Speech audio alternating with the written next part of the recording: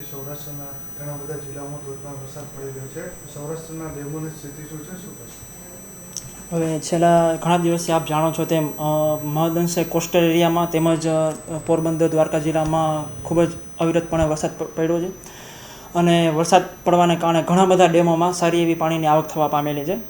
હવે જો અત્યારની કચેરી હસ્તક હું વાત કરું તો ટોટલ 5 જેટલા જિલ્લાઓમાં આવતી ટોટલ નાની મોટી થઈને ટોટલ 83 જેટલી મેજર અને માઇનર સ્કીમનો સમાવેશ થાય છે. જેમાં દ્વારકા છે, મોરબી, પોરબંદર, પછી રાજકોટ છે, જામનગર, સુરેન્દ્રનગરમાં આવતી સ્કીમોનો અત્યારની કચેરી હસ્તક સમાવેશ થાય છે. રાજકોટ જિલ્લાની ડેમની સ્થિતિની હું વાત કરું તો એમાં આપણે જે ભાદર 1 છે, ભાદર 2, મોજ ડેમ છે, ન્યારી 2 ડેમ છે, તેમજ વેણુ 2, સોદાવદર જેટલા ડેમોમાં સારી એવી પાણીની આવક થવા પામેલી છે. જેમાં અત્યારે ભાદર 2 ડેમ 80% ભરાયેલો છે, જેમાં હાઈ એલર્ટ આપવામાં આવેલ છે.